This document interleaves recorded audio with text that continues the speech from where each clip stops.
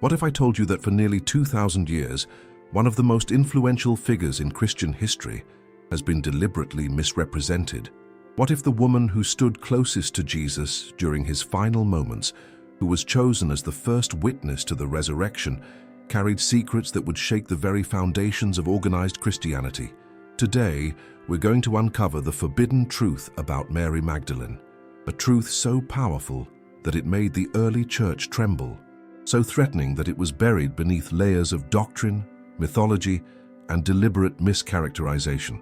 This isn't about attacking faith or diminishing the sacred. This is about discovering the remarkable woman who academic scholars now believe played a far more significant role in early Christianity than we were ever taught. This is about understanding why her story was systematically altered, why her voice was silenced, and what ancient texts reveal about prophecies and teachings that were deemed too dangerous for the masses. Picture this. You're living in the 1st century, in a world where women rarely held positions of spiritual authority. Yet here stands a woman who not only follows a revolutionary teacher, but becomes his most trusted confidant, the keeper of secret teachings, and according to some ancient manuscripts, the recipient of divine revelations that would challenge everything the emerging church wanted to establish. The evidence we're about to explore comes from decades of archaeological discoveries, scholarly research, and careful analysis of texts that were hidden for centuries. These aren't conspiracy theories or fictional narratives. These are documented findings from respected academic institutions, ancient manuscripts that survived against all odds, and historical evidence that paints a picture so different from traditional teachings that it's no wonder church authorities worked so hard to suppress it. Academic researchers have spent lifetimes studying what they call the Magdalene question, the discrepancy between who Mary Magdalene appears to have been in the earliest Christian sources and who she became in later church doctrine.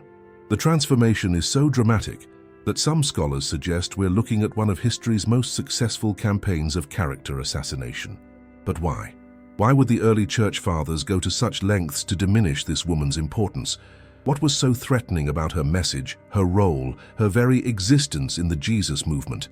The answers lie in texts that were deemed heretical, in archaeological discoveries that didn't align with official church narratives, and in careful analysis of what the canonical Gospels actually say versus what we were taught they say.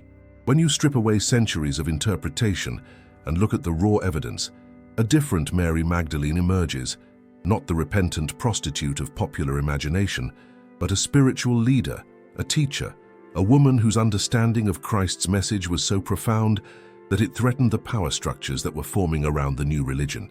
This is the story of that woman.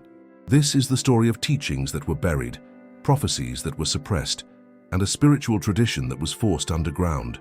This is the story of why, even today, mentioning Mary Magdalene in certain academic or religious circles can spark heated debates and uncomfortable silence. We're about to embark on a journey through hidden manuscripts, archaeological sites, and scholarly research that reveals a Christianity far more diverse, far more complex, and far more inclusive than the version that ultimately prevailed. We're going to discover why Mary Magdalene's proximity to Jesus wasn't just geographical or emotional, but intellectual and spiritual in ways that challenged the emerging orthodoxy. The woman you're about to meet isn't the fictional character created by centuries of church doctrine. She's the historical figure that scholars are now recognizing as one of the most important leaders in early Christianity, a woman whose teachings were so powerful that they had to be erased, whose authority was so threatening that it had to be transferred to others, whose very existence had to be reimagined to fit the narrative that those in power wanted to tell. This isn't just ancient history. Understanding who Mary Magdalene really was helps us understand how religious authority develops, how historical narratives are shaped by those in power, and how the voices of the marginalized can be systematically silenced. It helps us understand why questions about women's roles in spiritual leadership remain controversial to this day. The forbidden truth we're uncovering isn't just about one woman from 2,000 years ago. It's about how truth itself can be suppressed, how history can be rewritten, and how the most dangerous ideas are often those that challenge existing power structures.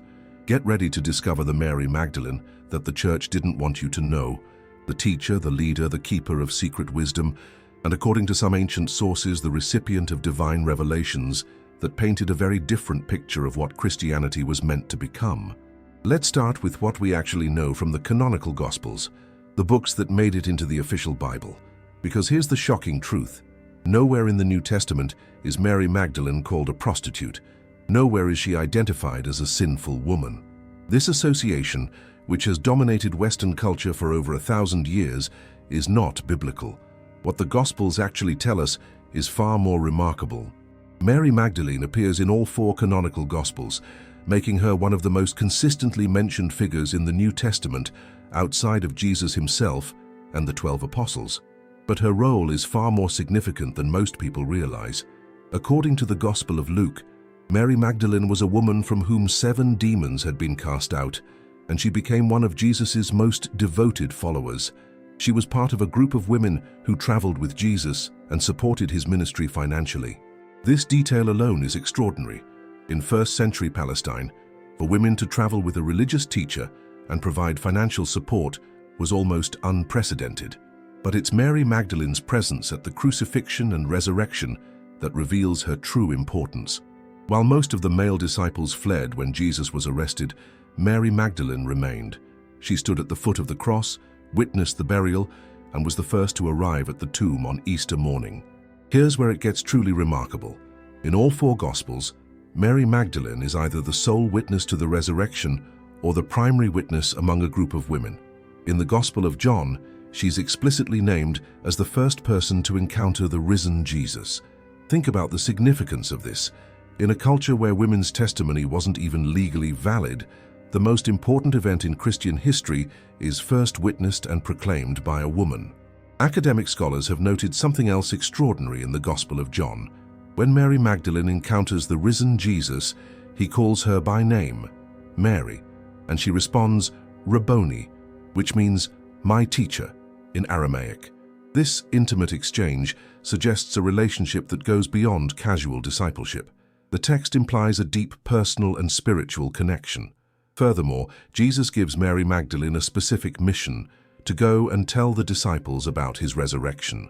Early Christian writers actually gave her a title because of this, Apostola Apostolorum, the apostle to the apostles. She was the first evangelist, the first person commissioned to spread the news of the resurrection. But here's where the story gets complicated. Somewhere between the biblical account and popular Christianity, Mary Magdalene's identity became conflated with other women in the Gospels. In 591 CE, Pope Gregory the Great delivered a sermon that identified Mary Magdalene with the unnamed sinful woman who anointed Jesus' feet in Luke's Gospel. This identification, which biblical scholars now almost universally reject, fundamentally changed how Mary Magdalene was perceived in Western Christianity. Recent academic research suggests that this conflation wasn't accidental. Some scholars theorize that as the early church developed more hierarchical structures and became increasingly uncomfortable with women in leadership roles, Mary Magdalene's prominence became problematic. By transforming her from a spiritual leader into a repentant sinner, her authority could be diminished while still honoring her presence in the gospel narratives. What's particularly fascinating is how differently Mary Magdalene was viewed in Eastern Christianity. While Western churches emphasized her supposed sinful past, Eastern Orthodox traditions consistently recognized her as a significant apostolic figure. They called her equal to the apostles and celebrated her as a great saint without the penitent prostitute narrative. This divergence suggests that the Western interpretation wasn't based on biblical evidence, but on cultural and political factors within the developing church. Academic analysis of early Christian art and literature shows that Mary Magdalene's image underwent a deliberate transformation that served the interests of an increasingly male-dominated religious hierarchy. But what did the earliest Christian communities actually believe about Mary Magdalene? To answer this question, we need to look beyond the canonical Gospels to texts that were excluded from the Bible, texts that preserve traditions about Mary Magdalene that paint an even more remarkable picture of her role in early Christianity. Before we dive deeper into these revelations that have taken scholars decades to uncover, I want to invite you on this journey of discovery. If you're someone who values truth over tradition, who seeks knowledge beyond surface narratives, Then subscribe and join thousands of others who dare to question and learn. The evidence we're about to explore will challenge everything you thought you knew. These aren't just academic curiosities. They're insights that could fundamentally change how we understand the origins of Christianity and the role of women in spiritual leadership. In 1945, in the desert of Egypt near a town called Nag Hammadi, a discovery was made that would revolutionize our understanding of early Christianity. A collection of ancient texts, buried in a jar and hidden for over 1,500 years, contained gospels and teachings that had been deemed heretical and ordered destroyed by the early church. Among these texts were documents that presented Mary Magdalene not as a repentant sinner, but as a spiritual leader, a teacher, and according to some passages, the recipient of special revelations from Jesus that were not given to the other disciples. The Gospel of Mary, though incomplete, presents a radically different picture of Mary Magdalene. In this text, she's portrayed as a disciple who received private teachings from Jesus, teachings that the other apostles didn't understand or accept. The Gospel depicts her as someone who had visions and spiritual insights that went beyond what the male disciples could comprehend. What makes this text particularly significant is how it portrays the tension between Mary Magdalene and Peter, the disciple who would become the foundation of the institutional church. In the Gospel of Mary, Peter explicitly objects to Mary's authority, asking whether Jesus would really have chosen to give special revelations to a woman. This conflict reflects real tensions that likely existed in early Christian communities about women's spiritual authority. Academic analysis of the Gospel of Mary suggests it preserves traditions that were circulating in some Christian communities during the 2nd and 3rd centuries. While scholars debate the historical accuracy of specific details, most agree that these texts reflect genuine debates about authority, revelation, and women's roles that were happening in early Christianity. Another significant text is the Gospel of Philip, which contains passages suggesting a special relationship between Jesus and Mary Magdalene. The text describes Mary as Jesus's companion and mentions that he loved her more than the other disciples. While these passages are often sensationalized in popular media, scholarly analysis focuses on what they reveal about different Christian communities' understanding of spiritual relationships and authority. What's crucial to understand is that these texts weren't considered heretical simply because they mentioned Mary Magdalene. They were excluded from the emerging Christian canon because they represented a fundamentally different understanding of Christianity itself. These Gospels emphasized direct spiritual experience, individual revelation, and the possibility that divine wisdom could come through various channels, including women. The Christianity reflected in these texts was more mystical, more diverse, and less hierarchical than the version that ultimately became orthodoxy. In this tradition, Mary Magdalene wasn't an anomaly. She was an example of how the divine could work through anyone regardless of gender or social status. Scholars have identified what they call Gnostic elements in these texts, the idea that salvation comes through special knowledge, gnosis, rather than faith alone. Mary Magdalene, in this tradition, was a keeper of this special knowledge, a teacher who could guide others to spiritual enlightenment. But why were these texts buried? Why did they need to be hidden for over a millennium? The answer lies in the religious and political pressures of the 4th century, when Christianity was becoming the official religion of the Roman Empire. The diverse, mystical, individualistic Christianity reflected in these texts was seen as incompatible with the unified, hierarchical church that political leaders needed. The process of defining Orthodox Christianity involved not just deciding which texts were authentic, but which version of Christianity would be permitted to survive. The Christianity that emphasized direct revelation, that honored women as spiritual teachers, that saw the divine as accessible to everyone regardless of their position in religious hierarchy. This version of Christianity was systematically suppressed.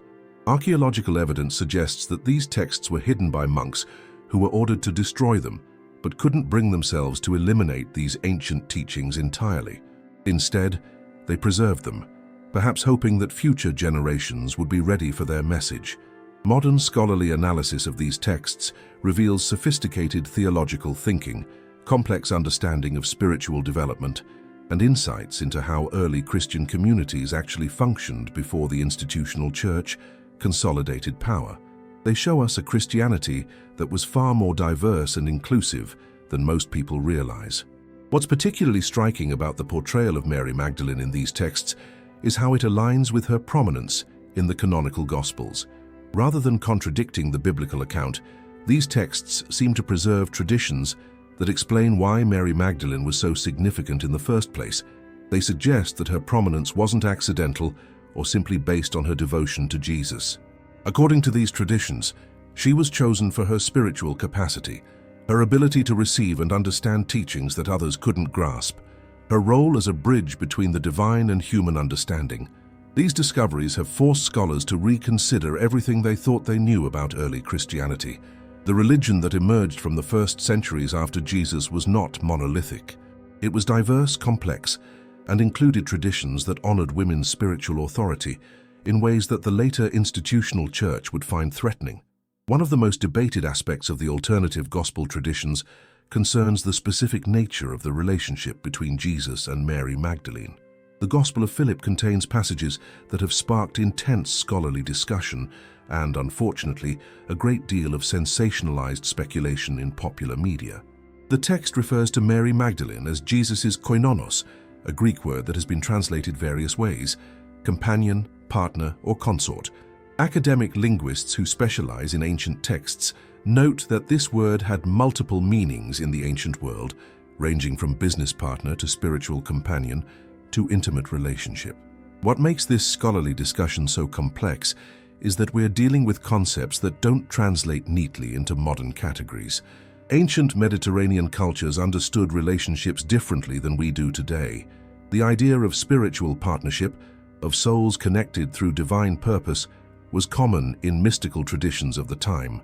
Some academic researchers suggest that the emphasis on Mary Magdalene as Jesus' special companion reflects early Christian communities' understanding of divine wisdom being transmitted through intimate spiritual relationships. In this interpretation, the companion designation indicates her role as someone who shared in Jesus' deepest spiritual insights.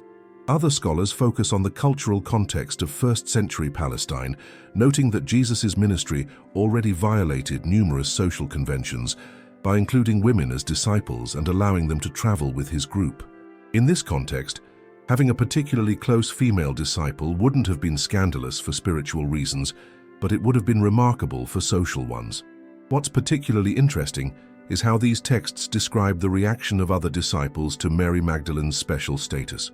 The Gospel of Philip mentions that the other disciples were jealous of the attention Jesus gave to Mary, asking why he loved her more than them. This jealousy is portrayed not as romantic rivalry, but as competition for spiritual authority and understanding. Academic analysis of these passages reveals layers of meaning that go beyond surface interpretations. The relationship between Jesus and Mary Magdalene, as portrayed in these texts, represents something that threatened the emerging church hierarchy, the idea that divine authority could be transmitted through intimate spiritual connection rather than institutional appointment. This is why these passages were so dangerous to the developing Orthodox Church. They suggested that spiritual authority could come through direct divine relationship rather than through the apostolic succession that the institutional church was establishing. If Mary Magdalene received special teachings through her close relationship with Jesus, what did that mean for Peter's claimed authority as the rock upon which the church was built? Modern scholars who study early Christian communities note that debates about authority were central to the conflicts of the 2nd and 3rd centuries. Different Christian groups had different ideas about how spiritual leadership should be established and maintained. Some emphasized institutional structures and apostolic succession. Others emphasized direct spiritual experience and personal revelation. The traditions about Mary Magdalene's special relationship with Jesus represented the second approach. In communities that preserved these traditions, spiritual authority came through demonstrated wisdom and spiritual insight, regardless of gender or official appointment. Archaeological evidence from early Christian communities shows that women held significant leadership roles in many regions during the first few centuries. They served as patrons, teachers, and even as what some scholars identify as bishops or overseers of Christian communities. But as Christianity became more institutionalized and aligned with Roman political structures, These diverse leadership models became problematic. The Roman Empire was thoroughly patriarchal, and the church that sought imperial acceptance needed to conform to those social expectations. The question of Mary Magdalene's relationship with Jesus thus becomes more than biographical curiosity. It becomes a window into fundamental questions about how spiritual authority operates, how divine wisdom is transmitted, and whether institutional structures or personal spiritual connection should be the foundation of religious leadership. Now, I'm curious about your perspective. After learning about these ancient texts and their different interpretations, what questions are forming in your mind? Share in the comments below. Are you surprised by what scholars have discovered in these manuscripts? Your thoughts help create a community of genuine seekers. The controversy over Mary Magdalene's role continues to resonate because it touches on issues that remain relevant today. Questions about women's spiritual authority, about the relationship between institutional religion and personal spiritual experience, about how we determine what constitutes authentic spiritual teaching. These debates didn't end in the 4th century. To understand why Mary Magdalene's teachings became so threatening, we need to examine the political landscape of early Christianity.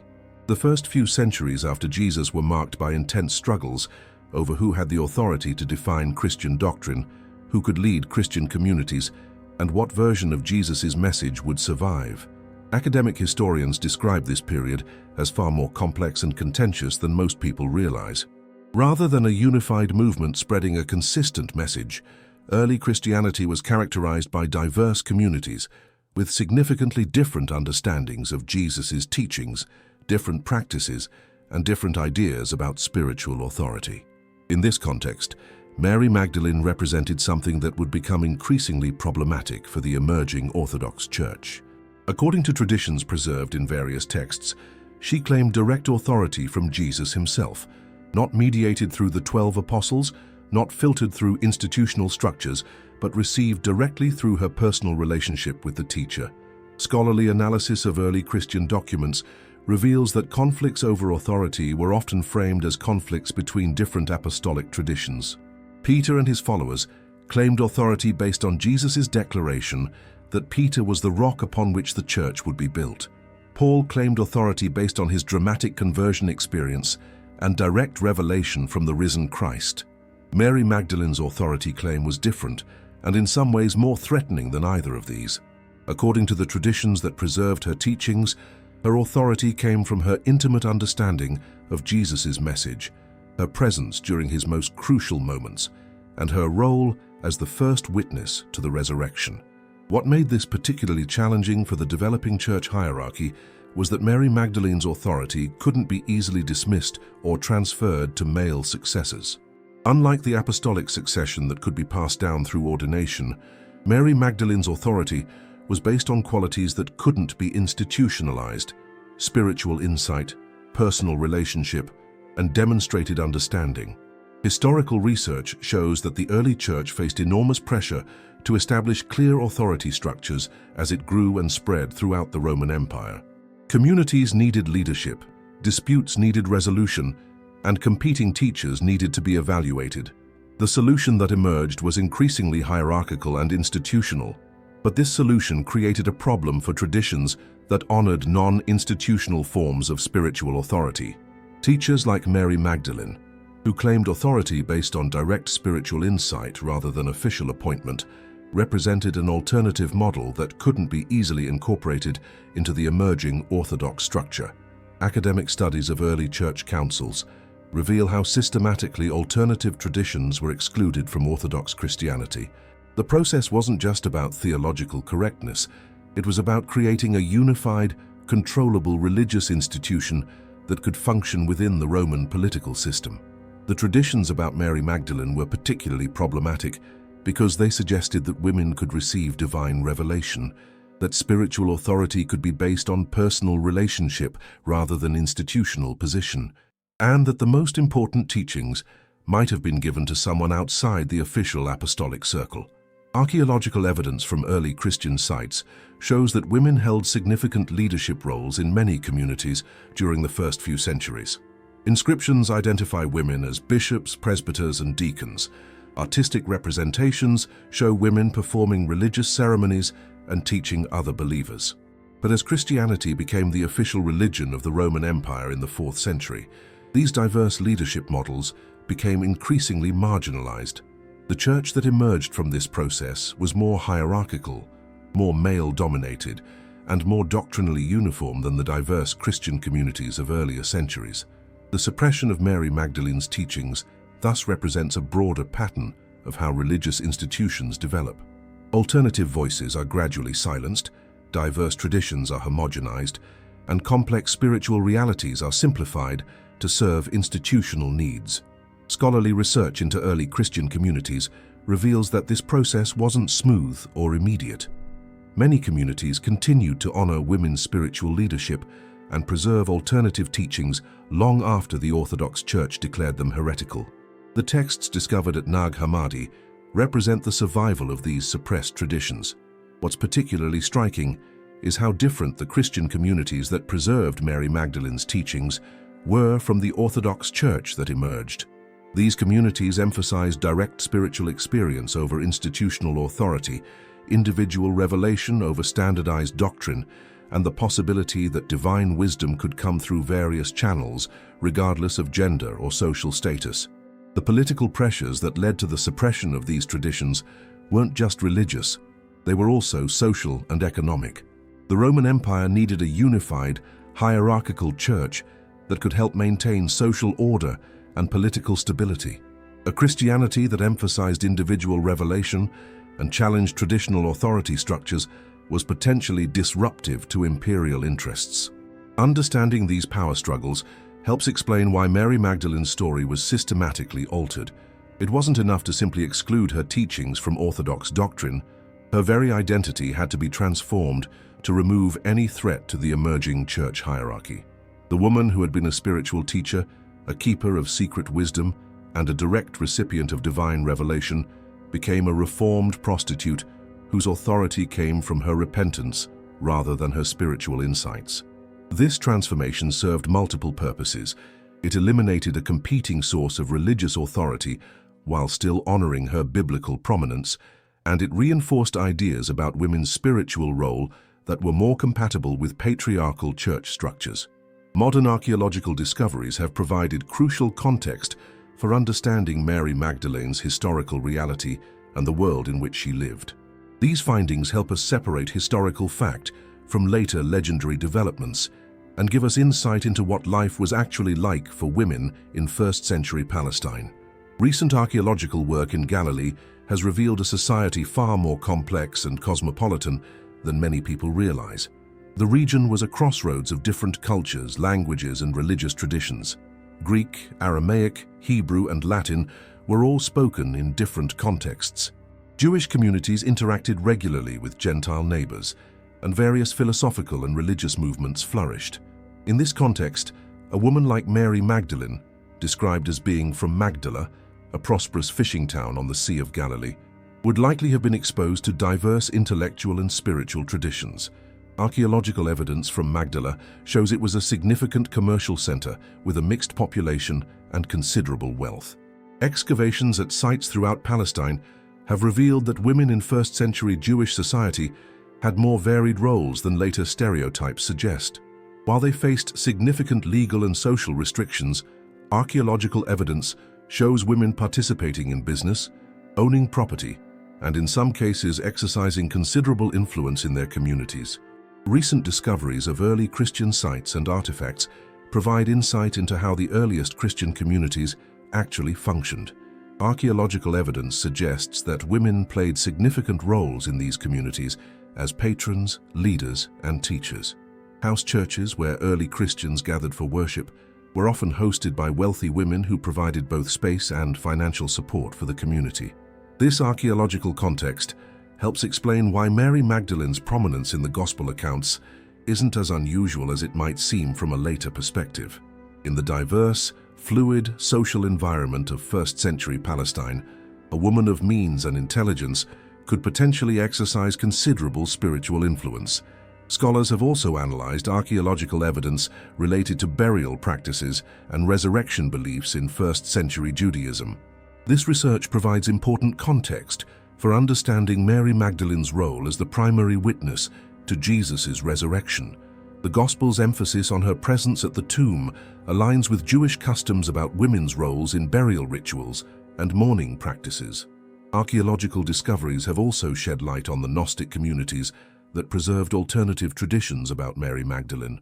Excavations at sites in Egypt have revealed communities where both men and women served in leadership roles, and where diverse spiritual texts were preserved and studied. The physical evidence shows that these communities weren't isolated sects, but were part of broader networks of early Christian groups that maintained different traditions about Jesus' teachings and the early church's development. The careful preservation of texts like the Gospel of Mary suggests these weren't casual beliefs, but serious theological traditions maintained over centuries. Archaeological analysis of early Christian art provides another window into how Mary Magdalene was understood in different communities.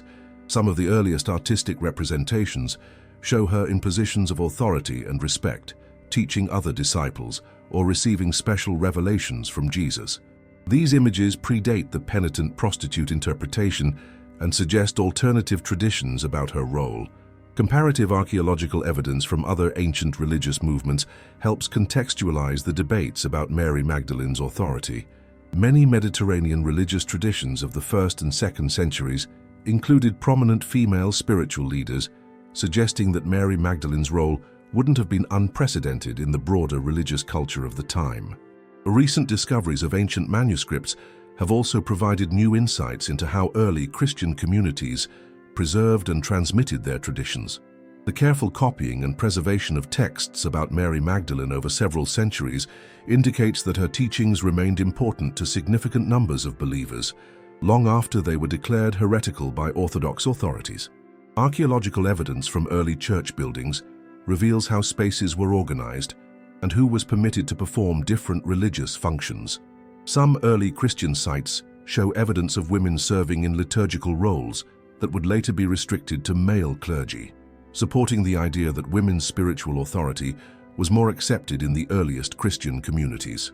The physical evidence also helps us understand the practical pressures that led to the suppression of alternative Christian traditions. As Christianity became more institutionalized and aligned with Roman political structures, the archaeological record shows church architecture becoming more hierarchical and ceremonial practices becoming more standardized. Archaeological research has also revealed the extent of the destruction of alternative Christian texts. Evidence from various sites shows systematic campaigns to eliminate heretical writings, making the survival of documents like the Nag Hammadi texts all the more remarkable. What emerges from this archaeological evidence is a picture of early Christianity that was far more diverse, more inclusive of women's leadership, and more open to alternative spiritual traditions than the Orthodox Church that eventually dominated. Mary Magdalene's prominence in these alternative traditions makes more sense when we understand the historical context in which they developed. This archaeological context also helps explain why Mary Magdalene's story became so important to later feminist and mystical traditions. Her historical reality as a woman of influence in early Christianity provided a foundation for later movements that sought to recover women's spiritual authority and alternative approaches to Christian practice. One of the most persistent and fascinating aspects of Mary Magdalene's legacy involves medieval legends that placed her in southern France after the crucifixion. According to these traditions, Mary Magdalene, along with other followers of Jesus, sailed across the Mediterranean and established Christian communities in what is now Provence. Academic historians approach these legends with considerable caution, noting that they appear relatively late in the historical record, not emerging until the medieval period, several centuries after the events they purport to describe.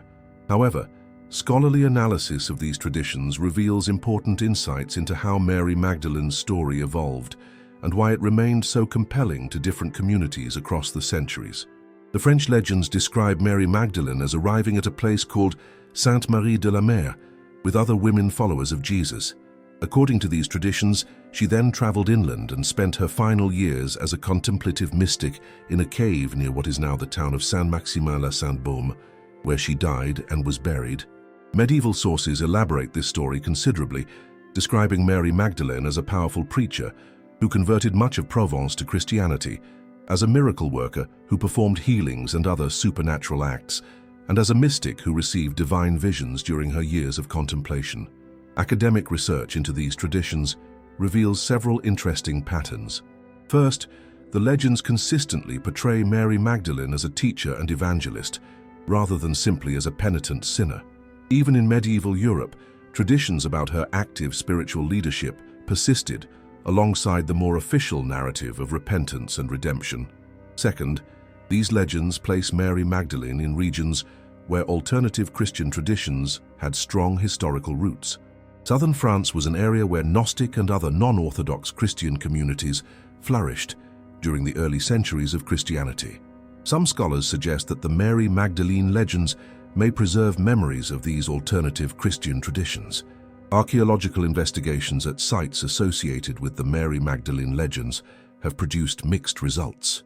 While no evidence has been found to support the specific claims about her presence in France, archaeologists have discovered evidence of very early Christian communities in the region, some with characteristics that align with the alternative Christian traditions that honored Mary Magdalene. The town of Saint-Maximin-la-Sainte-Baume became a major pilgrimage site during the medieval period, with thousands of believers coming to venerate what were claimed to be Mary Magdalene's relics. Academic analysis of medieval pilgrimage records shows that these pilgrimages attracted people from across Europe, and that the site was considered one of the most important Christian shrines of the period. What's particularly interesting about the French Mary Magdalene traditions is how they developed alongside the Cathars and other medieval movements that were later declared heretical by the Catholic Church. Some scholarly research suggests that these alternative Christian groups may have preserved traditions about Mary Magdalene that were closer to the early Gnostic Gospels than to Orthodox Catholic doctrine. The legends also coincided with the development of courtly love traditions and the veneration of the divine feminine in medieval European culture. Mary Magdalene, in these French traditions, became a figure who embodied both passionate human love and transcendent spiritual wisdom, a combination that resonated with medieval mystical traditions. Academic historians note that whether or not Mary Magdalene actually traveled to France is less important than what these persistent legends reveal about her ongoing significance in Christian imagination. The fact that communities across Europe continued to create and preserve stories about her active spiritual leadership suggests that her role as a teacher and mystic remained compelling even when it wasn't officially sanctioned. Modern scholarly analysis of the French traditions has focused on how they differ from the penitent prostitute narrative that dominated elsewhere in medieval Christianity. In France, Mary Magdalene remained a powerful, active spiritual figure rather than simply a symbol of repentance. These French traditions also became important sources for later artistic and literary treatments of Mary Magdalene. From medieval mystery plays to Renaissance paintings to modern novels, the image of Mary Magdalene as a mystical teacher living in contemplation in the caves of southern France has remained a powerful cultural symbol. While historians remain skeptical about the historical accuracy of these medieval legends, they acknowledge their importance in preserving alternative understandings of Mary Magdalene's significance that might otherwise have been completely lost. Now we come to perhaps the most intriguing and controversial aspect of the Mary Magdalene traditions, the question of prophecy and special revelations that were supposedly deemed so dangerous that they had to be suppressed. Understanding what ancient texts actually say about Mary Magdalene's prophetic role requires careful examination of sources and honest acknowledgement of what we can and cannot know with certainty. The Gospel of Mary, though fragmentary, contains passages suggesting that Mary Magdalene received visions and revelations that other disciples didn't understand or accept. In the surviving portions of this text, Mary describes a vision in which she received teachings about the soul's journey and the nature of spiritual reality.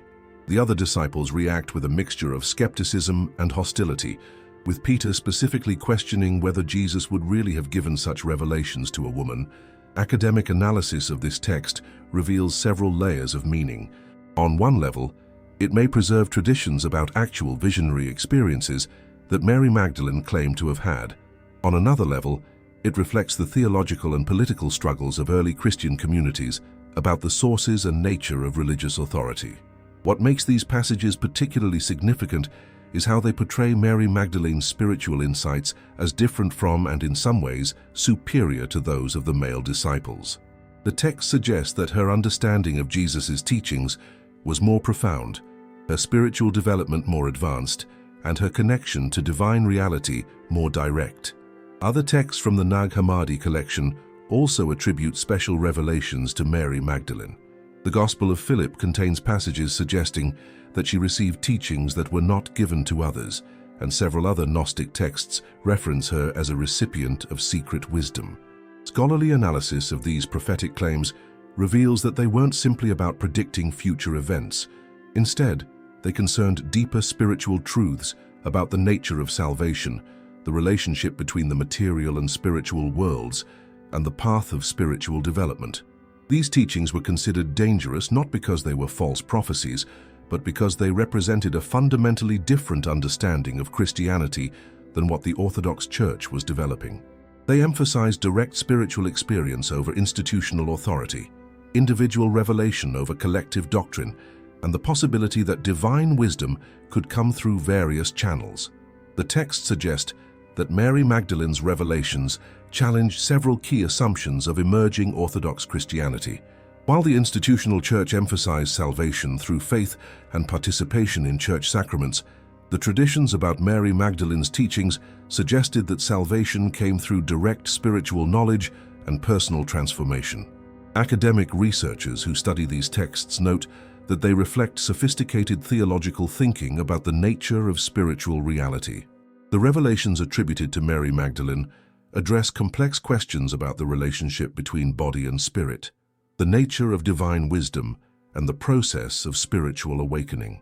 What made these teachings particularly threatening was their accessibility. Unlike the increasingly complex theological systems being developed by church fathers, the wisdom attributed to Mary Magdalene was presented as something that could be directly experienced and understood by individual believers without need for priestly mediation. The prophecies associated with Mary Magdalene also appear to have addressed the future of Christianity itself. Some texts suggest that she foresaw the suppression of alternative Christian traditions and the domination of institutional structures over direct spiritual experience. Archaeological evidence suggests that communities that preserved these prophetic traditions maintained them for several centuries after they were officially declared heretical.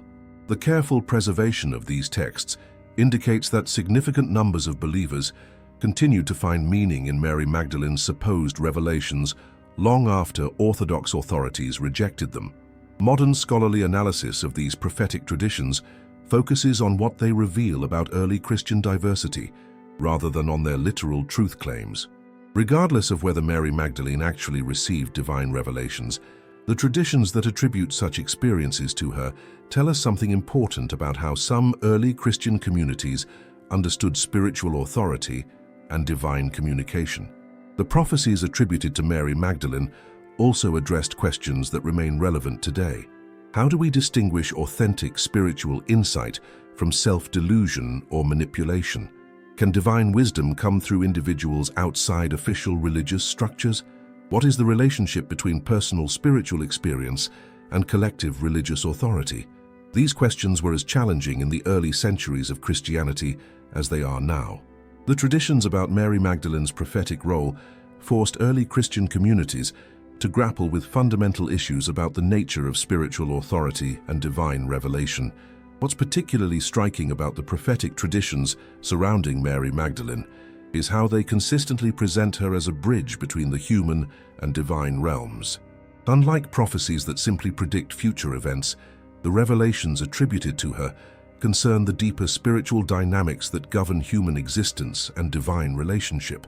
Academic researchers note that these prophetic claims weren't made in isolation, but were part of broader theological systems that understood reality as multi-layered and spiritual development as an ongoing process of awakening to deeper truths. Mary Magdalene, in these traditions, represented someone who had achieved a level of spiritual understanding that allowed her to perceive and communicate these deeper realities. The suppression of these prophetic traditions thus represents more than the rejection of specific claims about Mary Magdalene. It represents the victory of one understanding of how divine revelation works over alternative models that emphasized direct spiritual experience and individual spiritual development. Pause for a moment and think about this. From wherever you're watching this video right now, your home, your office, during a quiet moment in your day, you're connecting with mysteries that scholars have debated for centuries. Where are you watching from, and what's driving your curiosity about these ancient secrets? Drop your location and thoughts below. Understanding what the ancient texts actually said about Mary Magdalene's prophetic role helps us understand why her story became so threatening to institutional Christianity, and why it continues to resonate with people seeking alternative approaches to spiritual understanding. The institutional church's response to Mary Magdalene traditions evolved over centuries, revealing much about how religious authorities handled challenges to established doctrine and power structures. Understanding this historical response helps explain why Mary Magdalene's true story remained buried for so long, and why recovering it has been such a complex, scholarly endeavor. During the first few centuries of Christianity, before the Church developed unified institutional structures, different communities maintained different traditions about Mary Magdalene. Some honored her as a spiritual teacher and apostolic figure, while others emphasized her role as a witness to the resurrection. There was no single uniform interpretation of her significance. The first major shift came in the 4th century, when Christianity became the official religion of the Roman Empire. As church leaders worked to create doctrinal unity and eliminate competing versions of Christianity, traditions that honored Mary Magdalene as a teacher or recipient of special revelations became increasingly problematic. Academic analysis of early church council records shows that while Mary Magdalene herself was not explicitly condemned, the theological frameworks that supported her authority were systematically rejected. Gnostic Christianity, with its emphasis on direct revelation and individual spiritual insight, was declared heretical, effectively eliminating the context in which Mary Magdalene's teachings had been preserved. The transformation of Mary Magdalene's identity reached its culmination in 591 CE, when Pope Gregory the Great delivered his famous sermon identifying her with the unnamed sinful woman from Luke's Gospel. This wasn't a scholarly analysis of biblical texts, but a strategic theological decision that served multiple purposes for the developing church hierarchy. By conflating Mary Magdalene with a repentant sinner, Gregory accomplished several things. He preserved her biblical prominence while eliminating any threat to male apostolic authority. He created a powerful symbol of redemption that supported the church's emphasis on confession and penance, and he reinforced cultural assumptions about women's spiritual role that were compatible with patriarchal church structures. Historical documents show that this transformation wasn't universally accepted even within Christianity. Eastern Orthodox churches never fully adopted the penitent prostitute interpretation, continuing to honor Mary Magdalene as equal to the apostles. Some Western monastic communities also preserved alternative traditions about her spiritual significance. During the medieval period, the Church's approach to Mary Magdalene traditions became increasingly complex. While officially maintaining the penitent prostitute interpretation, church authorities also had to contend with popular devotion to Mary Magdalene as a powerful intercessor and miracle worker. The development of Mary Magdalene pilgrimage sites, particularly in France, created situations where local traditions about her spiritual power sometimes conflicted with official doctrine about her identity as a reformed sinner. Church authorities generally tolerated these popular devotions as long as they didn't challenge institutional authority or doctrinal orthodoxy. Medieval theological writings about Mary Magdalene reveal ongoing tension between her official identity and her persistent symbolic power. Even while maintaining that she was a repentant prostitute, theologians continued to emphasize her unique relationship with Jesus and her role as apostle to the apostles. The Protestant Reformation brought new challenges to traditional Mary Magdalene narratives. Protestant scholars, with their emphasis on returning to biblical sources, began questioning the identification of Mary Magdalene with the sinful woman from Luke's Gospel. However, the association was so deeply embedded in Christian culture that it persisted even among communities that rejected other aspects of Catholic tradition. During the Counter-Reformation, the Catholic Church doubled down on traditional interpretations while also encouraging artistic and devotional expressions that emphasized Mary Magdalene's redemptive journey. This period saw an explosion of artistic works depicting her as a penitent saint, reinforcing the narrative that the Church had constructed. The Enlightenment and the development of historical critical biblical scholarship in the 18th and 19th centuries began to systematically challenge traditional assumptions about Mary Magdalene. Scholars started examining the biblical texts more carefully and questioning the historical basis for identifying her as a prostitute. However, institutional church responses to this scholarship were generally defensive. Rather than engaging with scholarly findings about the biblical Mary Magdalene, many church leaders continued to emphasize traditional interpretations and were suspicious of academic approaches that seemed to challenge established doctrine. The discovery of the Nag Hammadi texts in the 20th century presented unprecedented challenges to traditional Mary Magdalene narratives. Church authorities found themselves needing to respond to ancient documents that portrayed her as a spiritual teacher and recipient of divine revelations. Official church responses to these discoveries have varied. Some denominational leaders have acknowledged that the biblical Mary Magdalene was more significant than traditionally taught, while maintaining that the alternative Gospels are not reliable historical sources. Others have been more resistant to any revision of traditional interpretations. Contemporary academic research has put increasing pressure on churches to acknowledge the lack of biblical basis for identifying Mary Magdalene as a prostitute. In 2016, the Catholic Church officially elevated Mary Magdalene's liturgical celebration to the rank of feast, equal to male apostles, implicitly acknowledging her greater significance than previously recognized. However, popular Christian culture has been slower to change than official doctrine.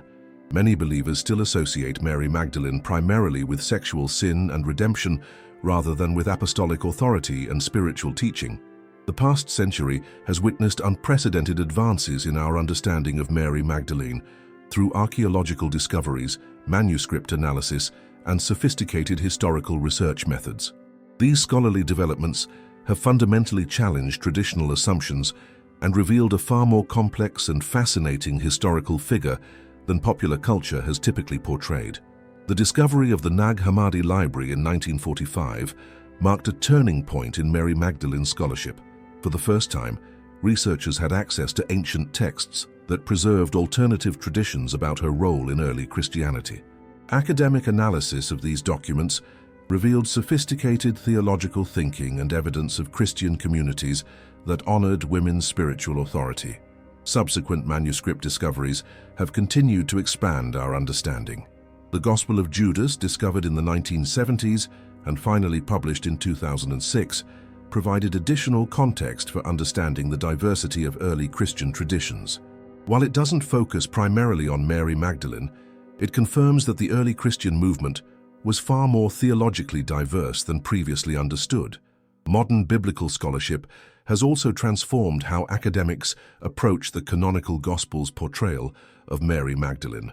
Literary analysis, historical context studies, and comparative religious research have revealed layers of meaning that earlier interpreters missed.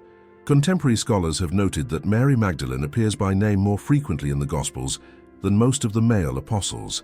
This prominence, combined with her consistent presence at crucial moments in Jesus' ministry, suggests a significance that was later obscured by ecclesiastical interpretation.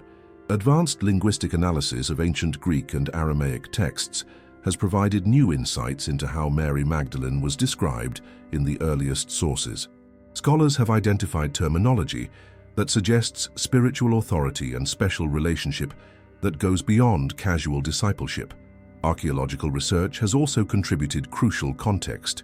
Excavations at sites throughout Palestine and the Mediterranean have revealed evidence about women's roles in first-century Jewish society and early Christian communities. This research shows that women exercised more varied leadership roles than later stereotypes suggested. Recent discoveries at sites associated with early Christian communities have provided physical evidence of women serving in roles that would later be restricted to male clergy. Inscriptions, artwork, and architectural features suggest that women's spiritual authority was more widely accepted in the earliest Christian centuries. International collaborative research projects have brought together scholars from multiple disciplines to examine Mary Magdalene traditions from various angles. Art historians, archaeologists, theologians, linguists, and cultural anthropologists have contributed different perspectives to create a more comprehensive understanding. Digital humanities projects have made ancient texts more accessible to researchers worldwide, enabling collaborative analysis that was previously impossible. High-resolution imaging of ancient manuscripts has revealed text that earlier scholars couldn't read, providing new insights into alternative Christian traditions. Comparative religious studies have also enriched our understanding by examining how Mary Magdalene's story relates to similar figures in other ancient Mediterranean religious traditions. This research has revealed common patterns in how female spiritual leaders were remembered, honored, and sometimes suppressed across different cultures. Modern psychological and sociological analysis has provided insights into the dynamics of religious authority and institutional development that help explain why Mary Magdalene's traditions were suppressed. These interdisciplinary approaches have revealed the political and cultural pressures that shaped how her story was transmitted across centuries. Recent scholarship has also examined how Mary Magdalene traditions survived in various forms throughout history. Researchers have traced influences in mystical traditions, folk practices, and artistic expressions that preserved alternative understandings of her significance even when official doctrine suppressed them. Contemporary feminist theological scholarship has brought new perspectives to Mary Magdalene research, examining how gender dynamics influenced her historical treatment and what recovering her story might mean for understanding women's spiritual authority more broadly. Academic conferences and scholarly publications dedicated to Mary Magdalene research have proliferated in recent decades, indicating the growing recognition of her historical importance. Major universities now offer courses specifically focused on her role in early Christianity and her cultural impact. Recent technological advances have enabled new forms of analysis that previous generations of scholars couldn't attempt. Computer-assisted textual analysis, advanced dating techniques for ancient materials, and sophisticated archaeological survey methods have all contributed to our evolving understanding. One particularly significant development has been the recognition that Mary Magdalene scholarship intersects with broader questions about early Christian diversity, the development of institutional authority, and the role of marginalized voices in religious history. Modern scholars increasingly emphasize the importance of studying Mary Magdalene not as an isolated figure, but as part of the broader landscape of early Christian leadership, which was more diverse and inclusive than later institutional developments suggested. The trajectory of contemporary scholarship suggests that our understanding of Mary Magdalene will continue to evolve as new discoveries are made and new analytical methods are developed. The woman who was once dismissed as merely a reformed sinner is now recognized as one of the most important and complex figures in early Christian history. The recovery of Mary Magdalene's historical significance has profound implications for how we understand the origins and development of Christianity. Her story illuminates broader patterns about how religious movements develop, how historical narratives are shaped by those in power, and how alternative voices can be systematically marginalized or recovered. First, and most importantly, Mary Magdalene's story reveals that early Christianity was far more diverse and inclusive than most people realize. The communities that preserved her teachings represented a version of Christianity that honored women's spiritual authority, emphasized direct spiritual experience, and maintained more egalitarian approaches to religious leadership. This diversity challenges the common assumption that Christianity was always hierarchical and male-dominated. Instead, it suggests that the institutional church that emerged by the 4th century was just one of several possible outcomes for the Christian movement. Other possibilities included forms of Christianity that might have developed very differently if alternative voices like Mary Magdalene's had not been suppressed. Academic research into Mary Magdalene's role also reveals how religious authority operates and develops over time. Her suppression wasn't accidental, but reflected deliberate choices about what kinds of spiritual leadership would be accepted and institutionalized. Understanding this process helps us recognize similar dynamics in other religious traditions and historical periods. The Mary Magdalene traditions also illuminate the complex relationship between personal spiritual experience and institutional religious authority. The communities that honored her teachings believed that divine revelation could come through direct spiritual insight rather than only through official channels. This tension between individual religious experience and collective religious authority remains relevant in contemporary religious communities. Her story also demonstrates how historical narratives can be deliberately shaped to serve particular interests. The transformation of Mary Magdalene from spiritual teacher to penitent prostitute wasn't based on historical evidence, but on the needs of an emerging religious institution. This reminds us to approach all historical narratives with appropriate skepticism and to look for whose interests particular interpretations serve. The recovery of Mary Magdalene's significance also has implications for understanding how social movements develop and how marginalized voices can be preserved or recovered. The communities that maintained her teachings for centuries after they were declared heretical demonstrate the persistence of alternative traditions even under institutional pressure. From a broader cultural perspective, Mary Magdalene's story reveals how women's contributions to religious and intellectual life have been systematically minimized throughout history. Her example suggests that many other female voices may have been similarly obscured, and that recovering these voices requires deliberate scholarly effort and institutional support. The academic research into Mary Magdalene also demonstrates the importance of diverse sources and perspectives in historical research. The discovery of the Nag Hammadi texts and other alternative Christian documents has fundamentally changed our understanding of early Christianity by providing access to voices that were previously silenced. This has methodological implications for how historians approach any period or topic. It suggests that official sources may not tell the complete story, and that alternative perspectives, even when they survive only in fragments, can provide crucial insights into historical realities. Mary Magdalene's story also reveals the ongoing nature of historical understanding.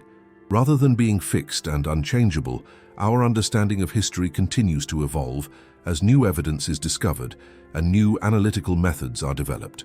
This suggests that other aspects of early Christian history may need to be similarly reconsidered as scholarship progresses. The implications extend beyond academic research to contemporary religious practice and understanding. For many believers, recovering Mary Magdalene's historical role provides models for women's spiritual leadership and validates approaches to Christianity that emphasize direct spiritual experience alongside institutional authority. For others, her story raises uncomfortable questions about how religious authority is established and maintained, and whether institutional structures adequately preserve the full richness of spiritual tradition. Perhaps most importantly, Mary Magdalene's story reminds us that truth has a way of persisting even when powerful institutions try to suppress it. The ancient communities that preserved her teachings in hidden texts, the medieval traditions that maintained alternative narratives about her significance, and the modern scholars who have recovered her historical importance all demonstrate that suppressed voices can eventually find ways to be heard again. Understanding Mary Magdalene's true historical role doesn't diminish Christianity, but enriches it by revealing its original diversity and complexity. As we reach the end of our exploration into the forbidden truth about Mary Magdalene, we find ourselves not with simple answers, but with a deeper appreciation for the complexity of history, the persistence of truth, and the ongoing quest to understand the origins of one of the world's most influential religious traditions. The woman we've discovered through scholarly research and archaeological evidence is far more remarkable than the character created by centuries of church doctrine. Mary Magdalene emerges as a spiritual leader, a teacher, a keeper of wisdom, and according to some ancient traditions, a recipient of divine revelations that challenge the emerging religious establishment. But perhaps what's most significant about Mary Magdalene's story is what it reveals about how historical truth can be buried, transformed, and eventually recovered. For over 1,500 years, her identity was so thoroughly altered that few people even questioned the dominant narrative.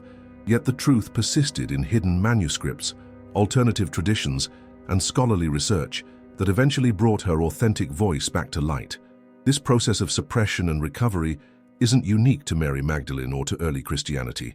Throughout history, marginalized voices have been systematically silenced by those in power, only to be rediscovered by later generations who had the tools and courage to look beyond official narratives. The academic research we've explored reveals that early Christianity was far more diverse, more inclusive, and more open to women's spiritual leadership than most people realize. The institutional church that emerged was just one possible outcome of the Jesus movement, and understanding alternatives like the traditions that honored Mary Magdalene helps us appreciate the richness of early Christian spirituality. What makes Mary Magdalene's story particularly powerful is how it combines historical scholarship with contemporary relevance. The questions her traditions raise about spiritual authority, women's leadership, and the relationship between personal experience and institutional religion remain as relevant today as they were 2,000 years ago. The scholarly recovery of her authentic role also demonstrates the importance of continuing historical research and remaining open to new discoveries. The manuscripts found at Nag Hammadi fundamentally changed our understanding of early Christianity, and future archaeological discoveries may continue to reshape our knowledge of this crucial period in religious history. For believers, Mary Magdalene's recovered story doesn't threaten faith, but enriches it by revealing the originally diverse and complex nature of the Christian tradition. Rather than diminishing Christianity, understanding its authentic historical development helps us appreciate both its human dimensions and its spiritual significance. For scholars and students of history, Mary Magdalene's story provides a case study in how historical narratives develop, how alternative voices can be preserved across centuries, and how patient research can eventually recover suppressed truths. The process of recovering Mary Magdalene's authentic story also reveals the ongoing nature of historical understanding. Rather than being fixed and final, our knowledge of the past continues to evolve as new evidence emerges and new analytical methods are developed. Perhaps most importantly, Mary Magdalene's story reminds us that truth has remarkable resilience. Despite centuries of suppression, deliberate mischaracterization, and institutional pressure, the evidence of her authentic role in early Christianity survived in hidden texts, alternative traditions, and careful scholarship. This resilience of truth offers hope for other suppressed voices and marginalized perspectives throughout history. If Mary Magdalene's authentic story could eventually be recovered after 15 centuries of distortion, what other historical figures might have similarly authentic stories waiting to be rediscovered? The forbidden truth about Mary Magdalene isn't really forbidden anymore. Thanks to the careful work of scholars from many disciplines and the fortunate discovery of ancient manuscripts, her authentic voice can once again be heard. She emerges not as the fictional character of later church doctrine, but as the remarkable historical figure she actually was, a woman whose spiritual insights were so profound that they had to be silenced, whose teachings were so powerful that they had to be buried, and whose example was so threatening to institutional authority that her very identity had to be transformed. But truth, as Mary Magdalene's story demonstrates, has a way of persisting. And in our time, we have the privilege of rediscovering the authentic story of one of early Christianity's most significant figures, the woman who was first to witness the resurrection, first to proclaim the good news, and according to early traditions, the keeper of teachings that revealed the deepest mysteries of spiritual transformation. The journey of discovery never ends, and neither should our willingness to seek truth with open hearts and minds. If this exploration has sparked your curiosity, and you want to continue diving deep into history's greatest mysteries, subscribe now, and let's continue this incredible journey together. And don't go anywhere. There's another fascinating historical mystery waiting for you in the video that's about to appear on your screen. Thank you for watching this video until the end. See you in the next video.